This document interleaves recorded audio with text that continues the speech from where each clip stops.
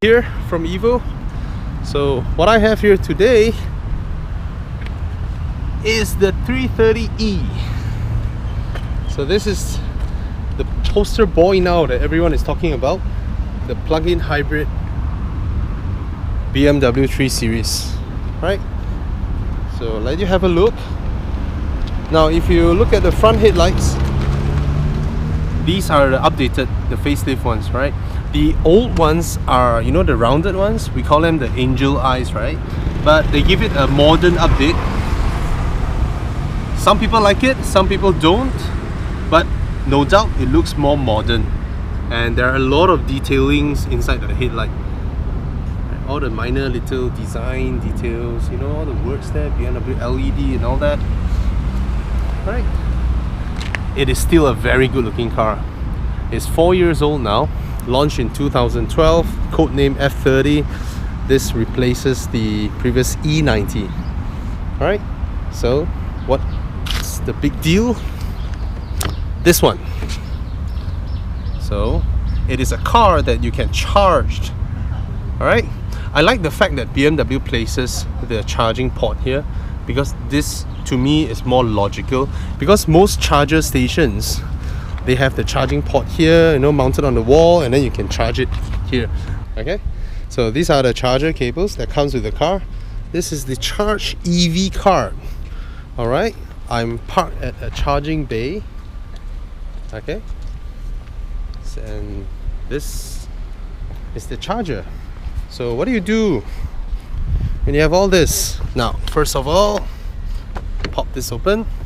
All right, and then you plug this big boy in. I know it's nice of them to give a very long charger cable, because just in case that, you know, you are parked, I don't know, 20 meters away and then it tangles itself at times. So this is a bit of a, I think it's housekeeping, huh? If we keep it back nicely, it will be easier to take out later. So you plug it in like that, very easy. Take the other end. Alright, you come here, pop this up, and there you go. And then it won't charge, right? Nothing is going on, there are no lights.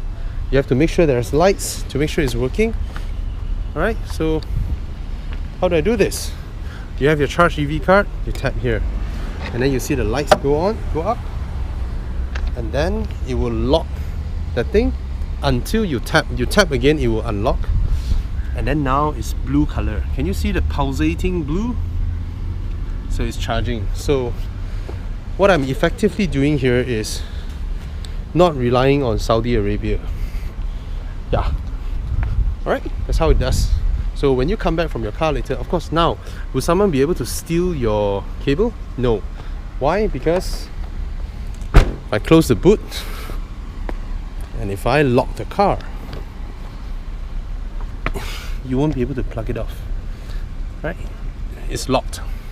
Okay, as for the other end, when you tap the card, it will unlock. So now it's locked. Pretty perfect system, I would say, the way they design it. So yeah, there you go. So what's with all this? Now this car has an electric motor on the transmission. Alright, so when it's fully charged, it can travel 30 kilometers without starting the engine, and it's a very awesome experience, because the moment you kick down on the throttle, the car will just boom, it will just go off. Alright, so the rear lamps are updated as well. This is midnight blue, and it's raining now, so yeah, it's raining. Alright, the car looks good. Okay, it is still very, very nice. The F30. Okay, give you another look. Some people spec it with M Sports body kit, which I really like. It comes with keyless. Okay, you get keyless entry, and you saw that logo there, right? eDrive.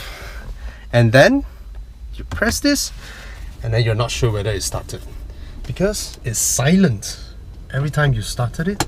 I put it in D, and then I can roll off quietly, right? I'll reverse back. Now, what does the car comes with? It has this new updated BMW iDrive, the best in the business, right? It's fully equipped with that handwriting recognition thing, so when you search for names, you can just write A or B, you know, it will just jump straight. All right, and then what do you get inside here? You get full-fledged everything. Basically, you get everything inside here. And whoa, sorry, there's a big fly. All right, you get navigation. You get that crazy BMW concierge service where you press in, a really nice lady will speak to you, and then you can ask her anything. All right, what's the best Avengers movie? You know, what's the name of the guy who starred in Wolverine and all that? You can ask anything. Okay, the cabin is nicely built. Yes, it's also black on grey and all that, but the combination with this gloss black material, metal, alloy, aluminium, whatever stripes, and these white stitchings makes it look, you know, more posh and premium. You see, it's a combination of materials. You see, this one is a solid metal door handle, which is really nice to hold, right? And then this leather part here with the white stitching, and this one and all that high quality plastics. It's nice. It's still nice. It's a dated cabin, yes. It's launched in 2012. It's not as glamorous as, you know, the new C-Class interior, but some people like that, some people like this, right? This is very sporty still, and all these nice little details that BMW does is very nice. And I love their buttons. I love the way their buttons feel. I've said this many times. And start stop here, you can't off the start stop now, no longer can. All right, and this one shows your battery charge, right? Okay, see, I've been driving like a hooligan the past few days, and I'm still getting very good fuel economy. 7.9. This car can go in the regions of 3 or 4 if you don't drive like Bobby. You get the sunroof. All right, full leather seats. It is still one of the most spacious in the class though. The A4 is very spacious, but this one doesn't lose out a lot. All right, it doesn't lose out in any bit. Oops, the gimbal is doing crazy stuff. This one, you know, all these little stuffs, right? You feel that the new A4's interior is slightly better built. In terms of the material they use, the perfect fit and finish and all that, it definitely feels slightly better built. But there are a lot of redeeming points. This one, the excellent gear shifter, you know, that BMW has. Some cup holders, rather chunky, and I don't like how it's designed. They could have just leave this spot, you know, through, so that you can put your phone there. Now you can't do anything except putting the ashtray or a cup. All right. You can close this, and then it's all right. Not some poor quality materials. This is padded, and this part is soft touch material, but it's a bit rough, I would say. And then you look at these stuffs. You know, the width of this, the width of that, is that you'll be thinking like, hey, they could have just gelled it nicely. But overall, it's nice. Steering. This steering is not the best looking BMW steering. They have that M Sport steering, which is rounded and all that. That looks really good. But these paddle shifters feel awesome. Let me show you from behind. Look at that. This is what you get to feel. It's so nice. All right. Rather simple dash, like BMW always do. Okay. So, yep, that's the cabin. Okay, you get reverse camera. Okay, and this one changes the drive E mode. As I press this, you will see the screen change. So I can put auto or max. Max E drive means it will only run on electricity as much as it could, and then you can go into save mode. Save mode meaning that you save up for later use, right? So your car would, you know, concentrate or focus on charging the car instead of, you know, saving you fuel. Why that mode? You see, in European countries, there are a lot of, like, say for example UK, you have congestion charges on certain city limits and all that, right? So when you move into those zones with you know, just EV or hybrid or whatever, right, you can turn your car into electricity mode and then you just run in. Yep, zero emission. So this is the big thing, right? That's zero emission. Let's switch off the car and go to the back seats.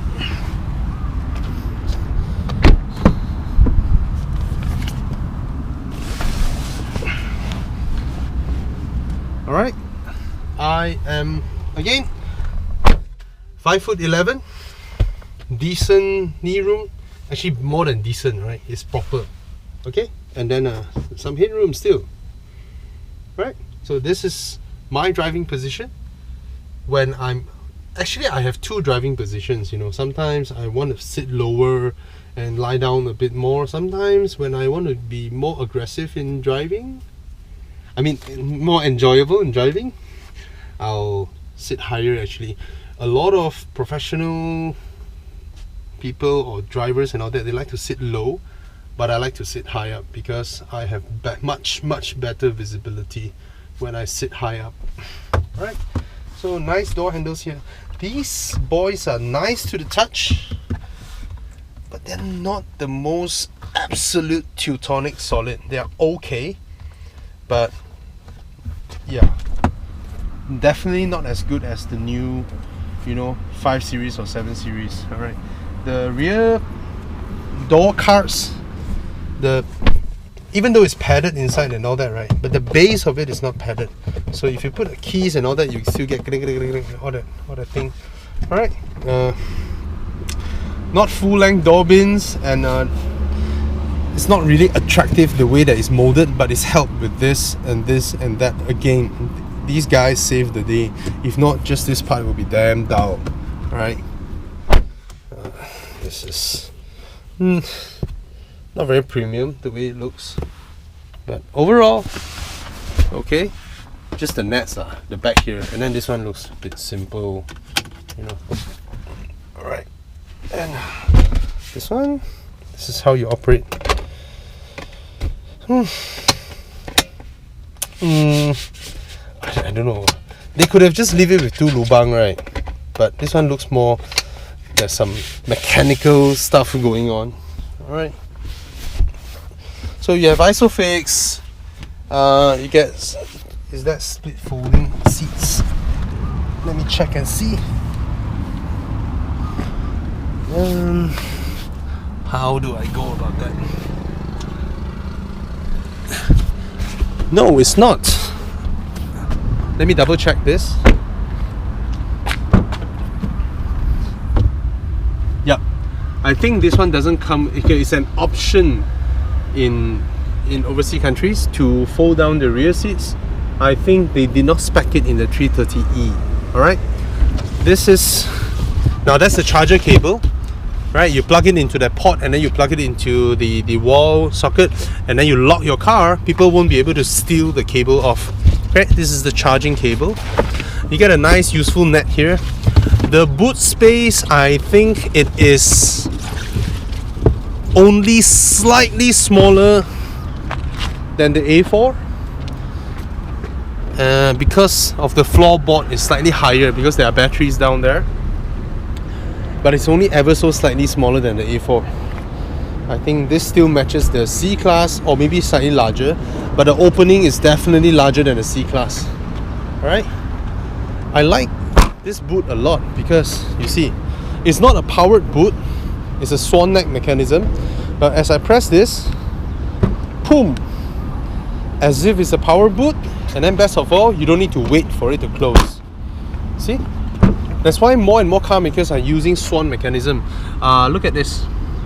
I'm not sure if you're able to see the gears going on inside the springs. As I move it, ouch, I hit my head.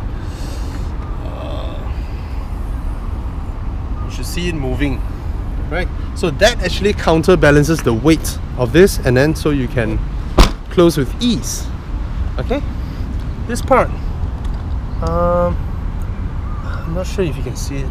This one, from my eyes, I can see that it's covered, but it's actually a butterfly valve. It will open up when you go full throttle and all that.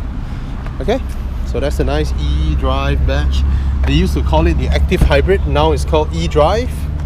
Okay, you get memory seats, 3 settings. See, these are not the expensive seats that they spec, but it looks good with the piping, the contrast stitching and all that. And then you get to fold this one out. Alright. Yep. And it's the only car in its class now with a mechanical handbrake. I love this. Please keep this. Please. What's good with that? You can do J-turn, but I don't think they can keep it, because you compare the amount of space this occupies compared to a button like that, right? This takes up a lot less space. So imagine when you don't have a mechanical handbrake, you can have a full piece center console, and then you can have more cubby spaces and all that. And people look at, they look at electronic parking brakes as a premium feature, which to me is not, because I can't do J-turns. I mean, it's life, right? Sometimes when it rains, you want to have fun at a parking lot. You can drive your rear-wheel drive 3 Series there, and then pull the parking brake and slide the tail. Have a little bit of fun. Yep. So, still a nice car. Oh, I'm sorry. It has heads-up display. So even though this car is priced at 248,000, right? I don't think there's anything in this car that you don't get. Everything that you need, you get it in this car. Yeah, you have everything. Alright. What else I haven't covered? Nothing else. Now, this compare to the C-Class, definitely the C-Class have a more, pleasant looking interior when it's designed. Most people will be like, wow. But don't forget that wow thing only lasts you for the first 2 months. After that, it's about how the car drives, how it rides, how everything else that comes in, right? So they have the best gearbox in the business, and at this price point, you get a plug-in hybrid where you can save a lot of petrol. Imagine you charge your car when you reach home every single day. You don't need to refuel. Technically, you don't need to refuel for the course of an entire week or 2. So that's a big plus point. If it weren't for the tax exemptions and all that for hybrids, right, this car might be 350,000 or 380,000, more than that. And with the assistance of the engine, the motor, the electric motor, right, this car has zero lag. Zero. Go on the throttle, boom, it will just go off using the electric motor first, and then when the petrol engine kicks in, you don't feel it. That's the best part. So it's a very high-tech car. And kudos to BMW, they spec it really well. There's nothing that you feel that you need, right? You flick it into reverse, the reverse camera pops up, right? You have sunroof, some lifestyle features, decent. The whole car is decent. So nicely packaged. This is important. Even sat-nav, concierge service, free 5-year service, 5-year warranty, unlimited mileage. All these are plus points. And of course, it's a 3 Series. It drives really well, and one of the best in class in terms of interior. Oh, there's a mosquito. Still a very nice car, but in terms of interior build, solidity of it, it doesn't match up to the A4. Sort of match up to the C-Class, but the C-Class looks more luxurious. Okay, this one is very sporty. This is still the nicest to drive amongst its segments, seriously. The way it takes undulation, a bit of jump and all that, it's... The car's composure is just so well managed. It is by far the best to drive.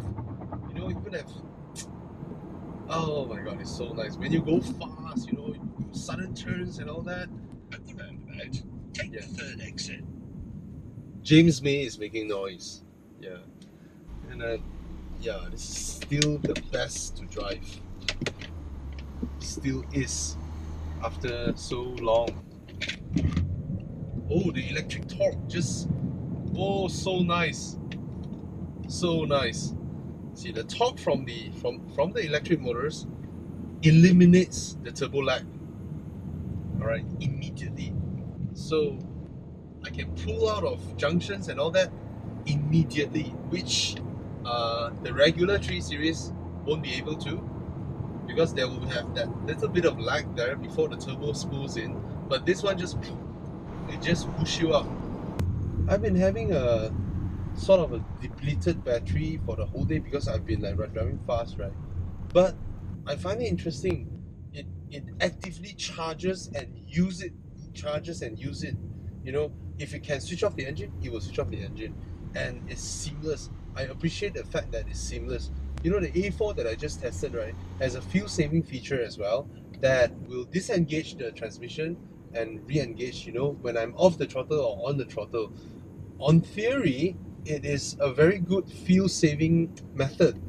However, I keep feeling the disconnecting and connecting of the disengaging and engaging of the transmission. So the thing is, you put your throttle and then engage, you off your throttle and then you disengage. That thing, right? I mean, a lot of people, why they do not like stop-start system is because it sort of affects them, right? You off your throttle and then the car started, right? So, but that's what makes people wants to off it. But this car, it's so seamless with its transition between electric power and burning fuel. Is so seamless that I greatly welcome this feature, because the transition, I couldn't feel the transition, so it's perfect. It's wonderful. Yeah. Even though this is a plug-in hybrid, it is still a BMW. It is still an all-out BMW because it drives so well. I kind of felt the brakes towards the later part of it doesn't continue exerting as much braking force. I hope it could, but I never felt the need to have more. So it's alright. Maybe it's the charging mechanism or whatever coming in and all that, because the moment you apply the brakes, you can see the car going full charging mode and all that. But on daily drive, it's very usable. And of course, it still has this class-leading transmission, right? This 8-speed ZF is just fantastic. And the way the car handles, the way it goes around bends is so nice. It is just so nice to drive, right? And look at it. Lovely, lovely. The front end never fights with you. Maybe the car next to you might. You know, most people, when they turn left and then they will ease out to the right side without looking whether there are cars coming and all that or not, because they weren't expecting a BMW coming up from behind. So it is a nice car, very nice to drive.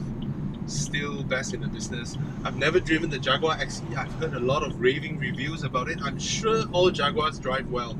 The last Jaguar I drove is the Jaguar XJ. It drives fantastic. And then I have a very short stint in the new Jaguar XF. Brilliant as well, very brilliant driving. So I'll admit I have a short drive in the XE as well, but that did not give me a good enough impression because it's all very bumpy roads, and I'm not sure if that suspension is the sports version or anything like that, because that one that I drove did not ride over the potholes and all that as well as the XF. So I would love to try the XE. I will not review the rear seats of the XE because it's useless.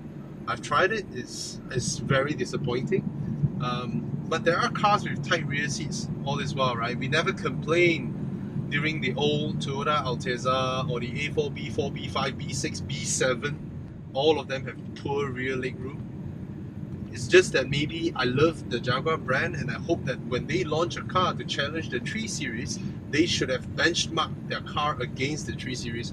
Especially when you launch it 4 years later than these boys, you could have made your car larger. That's the basic, because even though however well your car drives, you only get 1 out of 10 buyers who are really driving enthusiasts. Other than that, it's the school run moms, the normal working class ladies, men and all that.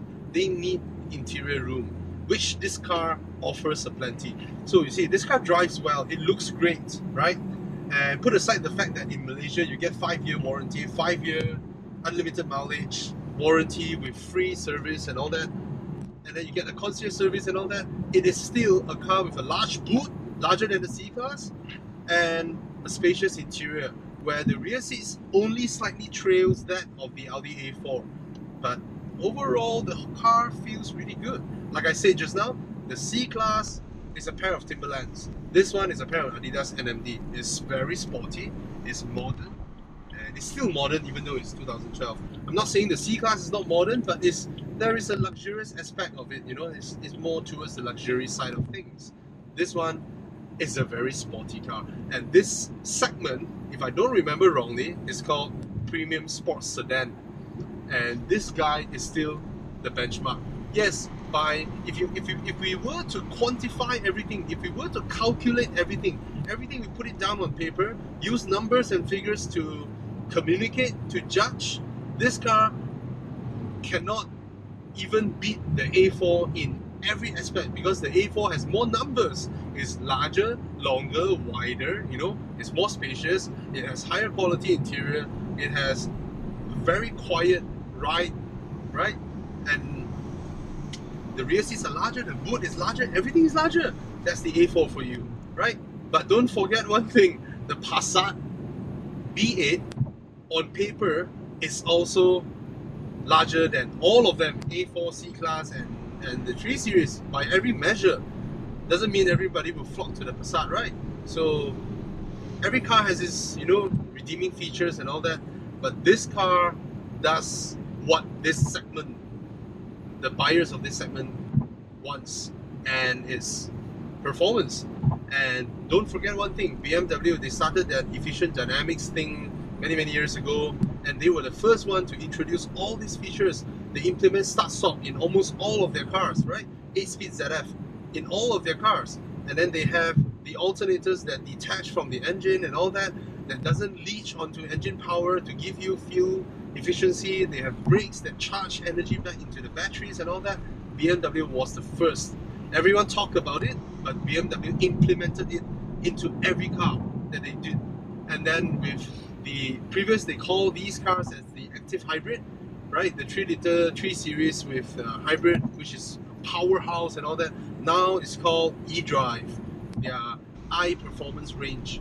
So, they call it what? They had a tagline, electric driving pleasure in Malaysia.